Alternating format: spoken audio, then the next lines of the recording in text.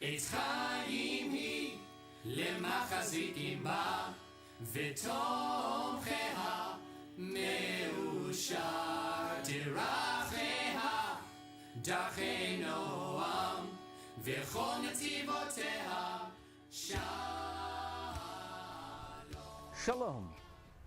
Our Torah portion for this Shabbat Zachor, the Sabbath immediately preceding Purim, is Parshat Tzav, which opens with the 6th chapter of the book of Leviticus.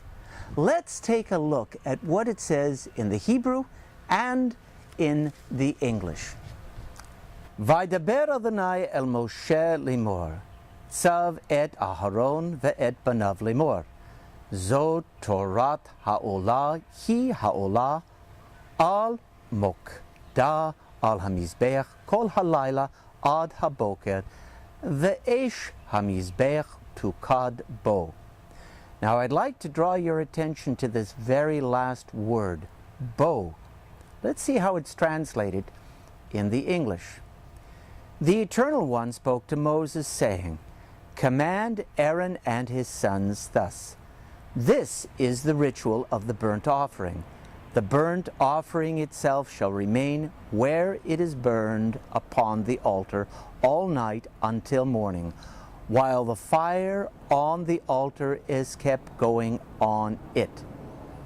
Now it seems that the word bo in Hebrew is translated here as on it. Here we see Aaron and his sons commanded to offer what is called an olah, a burnt offering, which actually means a rising offering, to offer something that goes up. This was an offering to be made twice a day on behalf of the entire Jewish people. Now, there may have been a time in Jewish history when such offerings were made only by and on behalf of those rich enough to afford them. Eventually, a fund was established which all Jews contributed to provide for the olah. Every Jew, not just wealthy people, not just the priests, every Jew was made to feel as he or she was personally involved in the ritual of the olah. The land of Israel was divided up into 24 districts called ma'amadot, each of which sent a delegation for a week at a time to accompany the priests as they did the olah offerings. Those back in the district, now obviously not everyone in every district could come to Jerusalem to be part of the delegation.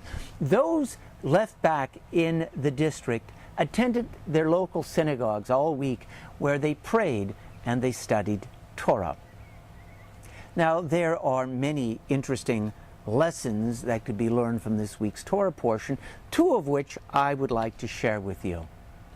The first is this: it's incumbent upon all of us to remain engaged in religious life, in the ritual life of the Jewish people, and not simply to leave it up to our clergy to do it for us. A few weeks ago in Parshat Yitro, in the book of Exodus, we read that God referred to the Jewish people as a mamlechet kohanim, as a nation of priests, as an am kadosh, as a holy people. It is the duty of every Jew, if this is true, it is the duty of every Jew to make offerings that rise up to God, that elevate everything, to make what is profane and common extraordinary and holy. All of us are priests in a sense. All of us are capable of standing in the presence of God. In our time, our offerings are our prayers. Prayer is an essential component of any meaningful Jewish life. Now here's the second message, the second lesson. You remember the word bow? I pointed it out, and I wanted to show you how it was translated in the URJ Pentateuch. There it was translated as on it, that is, on the altar. The fire was to remain burning on the altar, on it. But the word bow can also be translated with a high degree of accuracy as within him. Keep the fire burning within him. What on earth could this mean? It might mean this. It might mean that we should always be looking for ways to stoke and to maintain that fire within ourselves to serve God.